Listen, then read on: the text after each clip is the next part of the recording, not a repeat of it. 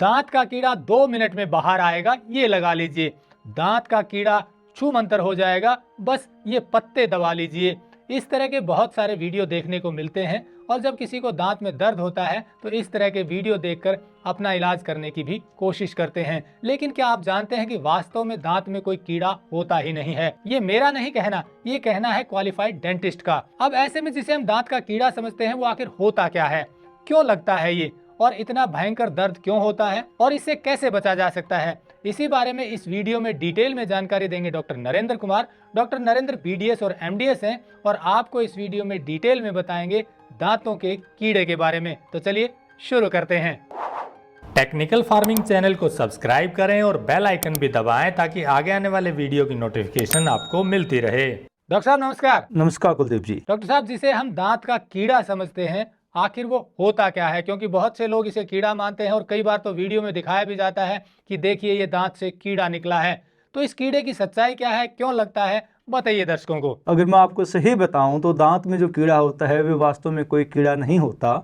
ये एक जटिल और लंबे समय की प्रक्रिया है जो एक विशेष प्रकार के बैक्टीरिया, जैसे बॉडी के अन्य हिस्सों में हम कहते हैं कि फेफड़ों में इन्फेक्शन हो गया, पेट में इन्फेक्शन हो गया, सेम इसी तरह से हमारे दांतों में भी एक विशेष प्रकार के बैक्टीरिया दांत की सतह पर चिपक जाते हैं और जो खाने और अन्य मुंह में जो और बैक्टीरिया होते हैं उनके साथ मिलकर एक जटिल प्रक्रिया शुरू करते हैं जो दांत के हिस्से को पहले तो डीमिनरलाइज करते हैं, क्योंकि दांत एक हार्डेस्ट मटेरियल है, उसको पहले डीमिनरलाइज करके रफ कर देते हैं और बाद में वे जब अंदरूनी हिस्से में जाते हैं तो वो दांतों में पहले ठंडा गर्म लगना और बाद में पीड़ा जैसी, दांत में पीड़ा जैसी प्रॉब्लम को क्रिएट करते हैं। वास्तव में ये किसी तरह का कोई कीड़ा नहीं होता, ये एक बैक्टीरियल इन्फेक्शन ही है जैसे बॉडी के अन्य भागों में होता है। यानी कि डॉक्टर साहब जो वीडियो में दिखाते हैं कीड़ा निकालते हुए, वह वास्तव में कोई कीड़ा नहीं होता, दांत का कोई पार्ट या सॉफ्ट टिश्यू होता है। जो आप पूछ रहे हो, जो कई बार बस स्टैंड पे या किसी भी मेले में कई बार ये दिखाते हैं, हमने भी अपने समय में देखा था,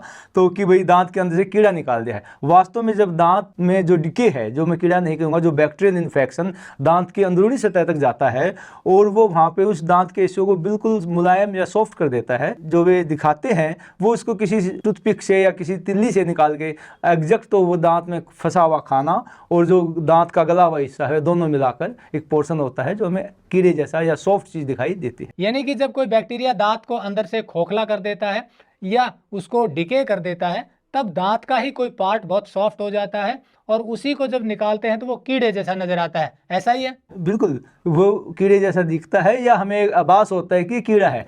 वास्तव में मैं पहले भी कह चुका हूँ, ये किसी तरह का कोई कीड़ा नहीं है, ये एक जटिल प्रक्रिया है जो बैक्टीरियल इन्फेक्शन से होती है और ये हमें समझना चाहिए कि ये कोई कीड़ा नहीं है। लेकिन अब सवाल ये है कि बैक्टीरिया कौन सा होता है जो दांत को खराब करता है, क्या इसे देखा जा सकता है और ये कैसे दांत को हानि पहुंचाता है? देखिए कुलदीप जी, कोई भी बैक्टीरिया हम बिना माइक्रोस्कोप की मदद से नहीं देख सकते, तो नंगी आंखों से इस बैक्टीरिया को भी हम नहीं देख सकते हैं। ये एक विशेष प्रजाति का बैक्टीरिया है जिसको हम स्ट्रेप्टोकोकस म्यूटान कहते हैं। इसकी अपनी एक प्रॉपर्टी है कि ये हार्ड सरफेस पे आसानी से अडहेर कर जाता है और जो हम खाना खाते हैं, कोई भी शुगरी फूड खाते हैं, उसके साथ मिलके ये एसिड रिलीज करता है। जो हमारा दांत का बाहरी सरफेस है वो टोटली जस्ट लाइक हमारा जो संगमरमर पत्थर है उस जैसा होता है। वो जो एसिड बनता है वो ऊपर की सरफेस को थोड़ा खुरदरा कर देता है, जिससे खाना फंसने की टेंडेंसी दांत के ऊपर चिपकने की और ज़्यादा बढ़ जाती है। और इस बैक्टीरिया के लिए ये और अच्छी बात हो जाती है कि ये आसानी से ग्रोथ करता है। अगर हम प्रॉपर सफाई ना रखें तो ये बैक्टीरिया दांत के अंदरूनी सतह में एंट्री करता रहता है और अंदरूनी सतह जो डेंटिन और पल्प उस पर जाके फिर इन्फेक्शन कर देता है। जैसे कि हम सब जानते हैं कुछ बैक्टीरिया हैं जो पेट में इन्फेक्शन करते हैं, जैसे ई कोलाई हुआ, कुछ बैक्टीरिया जो लंग्स पे अफेक्टेड करते हैं, न्यूमोकोकस हुआ। इसी प्रकार दांतों पे ये बैक्टीरिया विशेष प्रजाति का है जो सिर्फ दांतों के ऊपर ही अडहेर करता है, तो इसलिए मेनली इन्फेक्टेड वहां रखता है। तो डॉक्टर साहब जिस बैक्टीरिया के बारे में आप बता रहे हैं, क्या ये बैक्टीरिया ऑलरेडी दांतों में होता है या फिर दांतों में जो खाना फंसा रहता है और सड़ता है उसके बाद ये पनपता है? ये बैक्टीरिया अगर हम कहें तो हमें इनहेरिटेंट मिलता है, ये हमारी सलाइवा में हमेशा प्रेजेंट रहता है। जैसे ही कुछ फेवरेबल कंडीशन मिलती हैं तो ये एकदम उसके ऊपर अपनी जो ग्रोथ प्रक्रिया है उसको बढ़ा देता है। मतलब अगर हम दांतों की सफाई सही से नहीं करते हैं, कोई भोजन का पार्ट वहां चिपका रह जाता है, तो वहां पर ये बैक्टीरिया अपने आप को ग्रो कर लेता है और चिपक जाता है। जैसे आप कह रहे हो, ये बिल्कुल ठीक कह रहे हो आप, कि अगर हम सफाई नहीं रखेंगे, और मैंने भी अभी बोला कि इस बैक्टीरिया के लिए बहुत अच्छी फेवरेबल कंडीशन हो जाती है, क्योंकि ये हमारे ओरल कैविटी में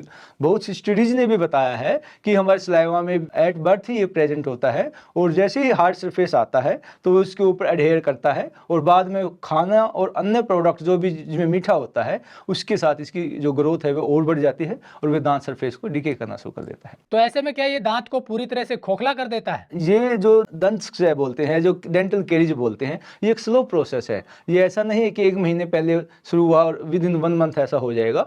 इन बिटवीन अगर हम सफाई भी रखते हैं तो इसकी ग्रोथ को हम कम कर देते हैं। तो इसलिए ये क्रोनिक डिजीज होती है, जो लंबी डिजीज होती हैं, उनके अंदर इंक्लूड होता है। और ये अगर ये अपनी फेवरेबल कंडीशन इस बैक्टीरिया को मिलती रही, या हमारे ओरल कैविटी की अनफेवरेबल कंडीशन होती गई, तो ये ग्रोथ करता रहेगा और दांत के अंदरूनी सतह में जाके उसको बिल्कुल खोखला कर देगा। तो डॉक्टर साहब, ये बैक्टीरिया क्या उन सब लोगों को हानि पहुंचाता है जो अपने दांतों की सफाई सही से नहीं रखते, या इसमें भी कुछ अंतर आ जाता है कि किसी को ज्यादा पहुंचाएगा, किसी को कम पहुंचाएगा? दांतों में जो कीड़ा लगता है, जो हम कीड़ा वर्ड यूज करे हैं, एग्जैक्ट हमें डेंटल कैरीज बोलना चाहिए। तो डेंटल कैरीज के लिए सफाई ना रखना बहुत ही अनफेवरेबल कंडीशन है। अगर हम सफाई नहीं रखेंगे तो दांतों में कीड़ा प्रोग्रेस करेगा ही करेगा। अब कई बार ये प्रोसेस आता है कि कईयों के दांतों में जो कैविटी है बहुत फास्ट होती है और कईयों में बहुत स्लो होती है। इसका पहला कारण तो जो दांत की मॉर्फोलॉजी है, जो बनावट है, वो मैटर करती है कि दांत के मॉर्फोलॉजी में जो हमारे दांत में ग्रूव होते हैं, कईयों ग्रूव बहुत डीप होते हैं, और वो एक कंडीशन बन जाती है कि आपका खाना और ज़्यादा वहाँ इकट्ठा हो। कई बार पेशेंट बस यही दांत की मॉर्फोलॉजी के हिसाब से एक ऐसा प्रोसेस है कि जो हर एक पर्सन में वेरी करता है। मतलब बनावट की बात, दांत की मॉर्फोलॉजी का मतलब है कि दांत की अपनी बाहरी शेप कैसी है। मतलब ये दांत की बनावट पर निर्भर करता है कि कितना खाना उसमें फंसता है, किस तरह की बनावट है, उसी हिसाब से नुकसान होता है। दांत में खाना कितनी देर तक रहता है, ये तो हमारी इंडिविजुअल आदत के ऊपर है कि पेशेंट कितनी देर बाद उसको सफाई कर कुल्ला कर लेता है या ब्रश कर लेता है। तो खाना कितनी देर तक टिकेगा, ये हमारी आदत के ऊपर है। खाना क्यों फंसेगा, वो दांत की शेप के ऊपर है। डॉक्टर साहब, अब बात करते हैं इलाज की। बहुत से बार हमें देखने को मिलता है कि दांत के कीड़े को 2 मिनट में बाहर कर देंगे, ये लगा लीजिए, दांत का कीड़ा गायब हो जाएगा। ये तो समझ आ गया है कि दांत का कीड़ा नहीं होता एक्चुअली वो, लेकिन क्या वास्तव में ये नुस्खे कारगर होते हैं? देखिए, दांत के जो कैरीज है उसके जो इलाज है उसके 2 हिस्सों में बांटते हैं। एक तो प्रिवेंशन, कि अभी दांत में कीड़ा शुरू नहीं हुआ, उसको हम कैसे रोक सकते हैं। तो उसका सीधा तरीका है, इसमें 3 फैक्टर हैं। एक तो होस्ट, जो दांत खुद है, दूसरा बैक्टीरिया, और तीसरा सबस्ट्रेट, जो हम खाना खा रहे हैं, और चौथा फैक्टर जो अब ऐड किया गया है टाइम, कि जो हमने खाना खाया या जो बैक्टीरिया ने अपना प्रक्रिया की वो कितनी देर तक चलती रहे। तो सबसे पहले अगर हम कुछ भी खाते हैं और उसके बाद दांतों को प्रॉपर सफाई कर लेते हैं, तो इस बैक्टीरिया का एक तो कुल्ला करते ही हमें जो मुंह में फूड पार्टिकल हैं, सबस्ट्रेट लेवल है जो खाना खा, तो उसको कम कर देते हैं। दूसरा, बैक्टीरिया भी वॉश आउट हो जाते हैं। तो ये टाइम फैक्टर जो है वो बहुत ज़्यादा मैटर करता है। दूसरा फैक्टर है डाइट किस तरह की है। प्रॉपरली हमें नॉन स्टिकी फूड अगर हम लेते हैं जो दांत की सतह पर नहीं चिपकते, तो वो भी दांत के अंदर कीड़ा लगने में और जो दांत में जो कैविटी है उसको प्रोग्रेस में रोकते हैं। तो डॉक्टर साहब, ये तो बात हो गई कि खाना यदि फंसेगा तो बैक्टीरिया पनपेगा, ऐसे में दांतों की सफाई रखेंगे तो इससे बच सकते हैं। लेकिन यदि किसी का दांत वास्तव में खराब हो रहा है या खराब हो चुका है इस बैक्टीरिया के कारण, तो फिर उसका किस स्तर पर कितना इलाज है, नेचुरल या आपकी पैथी में? जब दांत में कैरीज शुरू हो गई है तो बेसिक हम उसको 5 स्टेज में या 5 के स्टेज में डिवाइड करते हैं। पहली स्टेज में बैक्टीरिया जैसे ही दांत की सतह पर जाता है और वो एसिड रिलीज करता है, तो दांत का जो सरफेस है और दांतों से चौकी वाइट यानी थोड़ा ज़्यादा सफ़ेद दिखाई देना शुरू होता है। तो वे फर्स्ट स्टेज है जिसको हम डीमिनरलाइजेशन ऑफ इनेमल बोलते हैं। इस स्टेज के ऊपर हम फ्लोराइड एप्लीकेशन, ऐसी पेस्ट आती हैं जिसमें फ्लोराइड ज़्यादा होता है, और ऐसे माउथ वाश भी हैं और जेल भी हैं जो हम दांतों की सतह पे अगर वीकली लगा लें, जो दांत का सरफेस जो खराब हुआ है, डीमिनरलाइज हुआ है, उसको दोबारा रिपेयर करके कैविटी को या कीड़े को वहीं रोक देते हैं। इस स्टेज में कोई भी पेशेंट को पेन नहीं होता। कई पेशेंट जो बहुत सेंसिटिव होते हैं तो वहाँ पे स्लाइट सेंसिटिविटी टू सेंसिटिव हो सकती है। सेकंड स्टेज जब जो बैक्टीरिया है वो इनेमल के अंदर पेनिट्रेट करता है तो वो उसको डिके करना शुरू कर देता है। इस स्टेज पे फूड पार्टिकल की वजह से या अन्य बैक्टीरिया जो क्रोमोजेनिक बैक्टीरिया होते हैं उनकी वजह से दांत के अंदर जो धारियाँ होती हैं उनके अंदर ब्लैकिश या ब्राउनिश कलर आता है। उस स्टेज पे भी पेशेंट दर्द की कोई शिकायत नहीं करता। इस स्टेज पे हम क्या करते हैं कि जो दांत का हिस्सा जो इनेमल के अंदर जो डिके हो चुका है उसको हम साफ करके दांत के रंग जैसा मसाला, चांदी या अन्य मसाले कंपोजिट होते हैं वो भर सकते हैं। जो कोई भी फिलिंग करने का एक ही पर्पज है कि और बैक्टीरिया की वहाँ एंट्री ना हो और जो पुराने डिके टूथ का पार्ट है वो वहाँ से रिमूव हो जाए। नंबर 3 स्टेज, इस स्टेज में दांत का जो बैक्टीरिया है वो दांत की सेकंड लेयर डेंटिन तक पहुँच जाता है। उस स्टेज में पेशेंट को स्लाइट ठंडे, गर्म और मीठे की सेंसिटिविटी होना शुरू हो जाती है। अगर इस जगह पे बैक्टीरिया को ना रोकें तो 4th स्टेज यानी कि दांत की नस के अंदर जाके एक कंटिन्यूस यानी कि लगातार दर्द करना शुरू कर देता है। इन दोनों स्टेज के अंदर पेशेंट की कंडीशन को देखते हुए हम रूट कनाल ट्रीटमेंट के बाद फिलिंग या फिर इसके ऊपर कैप लगाया जाता है। जो 5th स्टेज है वो दांत की जो जड़ है उसकी तलय तक पहुंच जाती है और एक इन्फेक्शन कर देती है, जो हड्डी में भी इन्फेक्शन कर देती है। और इस स्टेज तक जाते जाते दांत का ऊपरी हिस्सा इतना खोखला हो जाता है तो कई कंडीशन में हमें उसे बचाना भी मुश्किल हो जाता है। इस कंडीशन में हमें अधिकतर पेशेंट को दवाइयाँ देकर दांत को निकालना ही पड़ता है। तो डॉक्टर साहब, ये स्ट्रेप्टोकोकस म्यूटान की बैक्टीरिया की एंट्री होने के बाद दांत में 5 स्टेजेस हैं जिसमें अलग अलग इलाज होता है जो आपने बताया। अब बात करते हैं कि जो नेचुरल इलाज, जिसका हमने वीडियो में शुरू में जिक्र भी किया कि जो नुस्खे बताए जाते हैं देसी इलाज के, वो कितने कारगर हैं और किस स्तर तक ये कारगर हैं? देखो, ऐसा अगर हम एलोपैथी के हिसाब से देखें या प्रैक्टिकली भी देखें, जब आप किसी भी दांत का ट्रीटमेंट करते हुए देखेंगे तो ऐसा कभी भी ये संभव नहीं है कि किसी भी दवाई के लगाने से दांत का कीड़ा बाहर आ जाए। बेसिकली होता क्या है, पेशेंट को दर्द है, अगर मैं खुद लौंग का तेल उसको कहता हूं कि आप इस पे लौंग का तेल लगा दो इमरजेंसी में, तो वो जो नर्व एंडिंग होती है पल्प की वो उन्हें डेड कर देती है और पेशेंट को सिम्टोमेटिक रिलीफ मिल जाता है और वो इसी को समझता है कि दांत का कीड़ा बाहर आ गया। यानी कि जो लौंग का तेल है जो आपने बताया, यदि वो कोई दांत पर लगाता है तो वो नर्व की सेंसिटिविटी को डेड करके खत्म कर देता है। वो जो हमारे दांत के अंदर नसें होती हैं वो इसके जो टर्मिनल पार्ट होते हैं, नस का जो एंड पार्ट होता है उसको डेड कर देते हैं, जहाँ से हमें दांत में ठंडा, गर्म या दर्द की एहसास होता है। तो वो एक जो सिम्टम है दर्द का, हमने इसको ख़त्म कैसे करना। मैं अगर दांत में बीइंग एलोपैथी एक इंजेक्शन लगाऊं जिससे जो हिस्सा सुन कर देता है तो वो सारा हिस्सा सुन होकर दांत का दर्द खत्म हो जाता है। पर लौंग या लौंग के तेल जब हम उसी दांत के एक एग्जैक्ट हिस्से पे रखते हैं तो वो उसका जो केमिकल है, क्लोव ऑयल है, वो उस नर्व एंडिंग को डेड कर देता है, जिससे हमारे सिम्टम जो हैं वो खत्म हो जाते हैं। ये नर्व के एंडिंग को टेम्परेरीली डेड करता है या परमानेंटली? ये नर्व एंडिंग को परमानेंट डेड कर देता है, लेकिन नर्व एंडिंग डेड हुई है क्योंकि अगर हम नस अगर फॉर एग्जांपल 1 सेंटीमीटर लॉन्ग है तो जस्ट कुछ मिलीमीटर हिस्से को वे जो केमिकल है वो उसको डेड कर देगा, जिससे वहाँ से अंदर जो सेंसेशन जा रही है वो ब्लॉक हो जाए। तो इससे दांत में तात्कालिक राहत मिलती है उस कीड़े से, जो सो कॉल्ड कीड़ा जिसे हम समझते हैं, या उसे परमानेंट राहत मिलती है? नहीं, इससे सिर्फ टेम्परेरी रिलीफ मिलती है और कई बार क्या है पेशेंट फिर दोबारा इग्नोर कर देता है और जो बैक्टीरियल इन्फेक्शन अंदर प्रोग्रेस कर रहा है वो दोबारा से नए हिस्से को डैमेज करता है और फिर हमें दोबारा से पेन शुरू होना हो जाता है। यानी कि लौंग या लौंग का तेल दांत के बीच दबाने के पीछे जो लॉजिक है या जो इससे दर्द में राहत मिलती है वो यही कारण है कि नर्व की एंडिंग को डेड कर देता है, जिससे दर्द का एहसास नहीं होता है कुछ समय के लिए, लेकिन यदि वो बैक्टीरिया प्रोग्रेस करेगा तो फिर से वो दर्द शुरू हो जाएगा। एग्जैक्ट इसने बैक्टीरिया को निकाला नहीं है, इसने एक सिम्टम को खत्म किया। फॉर एग्जांपल अगर मैं पेन किलर लेता हूं तो उससे भी रिलीफ मिल जाता है। ये एक लोकल पेन किलर है, इट इज नॉट सिस्टेमिक, कि लोकल पेन किलर है कि मैंने जहाँ पेन था वहीं पे केमिकल को ऐड कर दिया जिससे वो दर्द बंद हो गया है। पर वो पूरा इलाज नहीं हुआ, वो कुछ भी इलाज में सिर्फ एक फास्ट एड ऑफ पेन है। तो ये टेम्परेरी इलाज है, लेकिन यदि किसी को कीड़े से, जिसे सो कॉल्ड हम कीड़ा समझते हैं, उससे परमानेंट राहत चाहिए तो फिर डॉक्टर से इलाज करवाना ही पड़ेगा।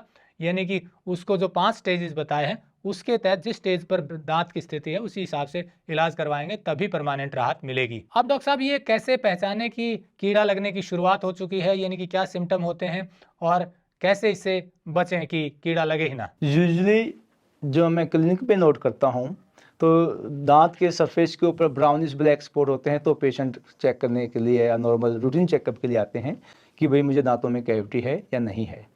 दूसरा, या फिर उसको पेन या ठंडा गर्म लगता हो। बहुत कम पेशेंट हैं जो बिल्कुल हाई स्वेलिंग हो जाए चेहरे के ऊपर तो ही आते हैं।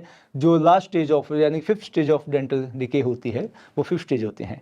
पर जो स्टेज 1 है वो नॉर्मली पेशेंट रूल आउट कर देते हैं, क्योंकि उन्हें दांत में कुछ चेंजिंग तो दिखता है पर वो उसको कैविटी ना मान के उस स्टेज पे अब तक ऐसा कोई पेशेंट नहीं है जो फर्स्ट स्टेज के ऊपर आ जाए। मतलब मरीज डॉक्टर के पास तब जाते हैं जब या तो ब्लैक स्पॉट नजर आते हैं या फिर उसमें सेंसेशन शुरू हो जाती है, दर्द शुरू हो जाता है, तब जाते हैं। डॉक्टर साहब, ठंडा गर्म लगने की जो सेंसेशन होती है वो इसी बैक्टीरिया के कारण है या कुछ और कारण भी होते हैं इसके पीछे? स्ट्रेप्टोकोकस म्यूटान एक ओपनर है। जैसे क्रिकेट मैच में हम खेलते हैं तो ओपनिंग कौन करेगा, उसके बाद तो दांत के अंदर जो कैविटीज बन चुकी होती है और अदर बैक्टीरिया जो ओरल कैविटी में है जैसे लैक्टोबैसिलस है और अदर वैरायटी ऑफ स्ट्रेप्टोकोकस है, फिर तो सभी एक कंबाइंड एंट्री करते हैं और दांत को डिके करते हैं। इसीलिए ठंडा गर्म लगता है। ठंडा गर्म लगने का मेन कारण तो ये है कि जो जब बैक्टीरिया नर्व एंडिंग तक पहुंच जाता है, एग्जैक्ट जो दांत की नसें हैं वो तीसरी लेयर अंदर पल्प में है, वो चारों उसके तरफ से प्रोटेक्टेड है डेंटिन से और डेंटिन के बाद प्रोटेक्टेड है इनेमल से। तो इनेमल और डेंटिन एक बैरियर है नस तक पहुंचने से पहले। तो ये जो पेस्ट आते हैं जिसमें दिखाया जाता है कि सेंसिटिविटी को ठीक कर देते हैं, झंझनाहट को दूर करते हैं, तो क्या ये टेम्परेरी राहत देते हैं? बाजार में कुछ पेस्ट हैं जिसमें पोटाशियम नाइट्रेट होता है, ये एंटी सेंसिटिव पेस्ट हैं। ये हमारे दांत के सरफेस के ऊपर जो बैक्टीरिया ने होल किए होते हैं, माइक्रोस्कोपिक होल किए होते हैं, बेसिकली उनको रिपेयर करते हैं। और इसलिए हमारा जो मैं प्रिवेंटिव मेथड बताया था, जो fluoride paste and other paste, वो इसी में आता है। तो अंत में क्या कहेंगे? सफाई रखें प्रॉपर तो बचे रहेंगे दांत। जो मैंने पहले बताया था कि 3 फैक्टर हैं, दांत, बैक्टीरिया और खाना। अगर इसमें से हम कोई सा भी फैक्टर निकाल देते हैं तो हमारे दांतों में कैविटी नहीं लगेगी। और क्योंकि हम बैक्टीरिया और दांत को 100% रिमूव नहीं कर सकते, तो हमारे पास जो अपना कंट्रोल फैक्टर है कि खाना खाने की आदत, ताकि उसके बाद हम हमेशा दांतों को साफ रखें। सिर्फ ह्यूमन बीइंग या हमें जो इंसान है उनके पास एक ही फैक्टर है कि वो जो खाना चिपका है, जो सबस्ट्रेट है, जो बैक्टीरिया को पनपने देगा, आप उसको ही रिमूव करते रहें टाइम टू टाइम। जब भी खाना खाएं उसके बाद प्रॉपर तरीके से सफाई करें और यही एक दांतों को कैविटी लगने से बचा सकता है। तो दोस्तों, जैसा डॉक्टर नरेंद्र कुमार जी ने बताया कि दांतों में वास्तव में कोई कीड़ा नहीं होता, ये स्ट्रेप्टोकोकस म्यूटान एक बैक्टीरिया होता है जो हमें आंखों से दिखता नहीं है। वो इसलिए दांतों में लगता है क्योंकि हम सफाई प्रॉपर नहीं रख पाते, और वही बैक्टीरिया दांतों को डिके कर देता है, खोखला कर देता है, जिसके कारण सॉफ्ट टिश्यू बाहर आते हैं तो हमें लगता है कीड़ा है। अब जैसा तरीका बताया, यदि सफाई प्रॉपर रखेंगे, दांतों का ध्यान रखेंगे तो इस बैक्टीरिया से बच सकते हैं। और फिर भी यदि ये लग जाए तो अपने नजदीकी डॉक्टर से जरूर संपर्क करें। डॉक्टर नरेंद्र कुमार जिनका हमने आपको वीडियो दिखाया है, ये हरियाणा में बहादुरगढ़ शहर में प्रैक्टिस करते हैं। कोई आसपास है तो इनसे मिल सकता है। ये कोई कमर्शियल वीडियो नहीं है, ये एक जागरूक करने के लिए वीडियो है, जानकारी देने के लिए वीडियो है। वीडियो अच्छा लगा हो तो लाइक और शेयर जरूर करें, क्योंकि जैसा आप जानते हैं हमारी कोशिश ये है कि अच्छी चीज़ों के बारे में आपको जानकारी हो ताकि आप उससे लाभ उठा सकें। जुड़े रहिए टेक्निकल फार्मिंग से। नमस्कार, जय हिंद। अगर आपको यह वीडियो पसंद आया है तो ज्यादा से ज्यादा लाइक और शेयर जरूर करें। साथ ही चैनल को सब्सक्राइब करना ना भूलें।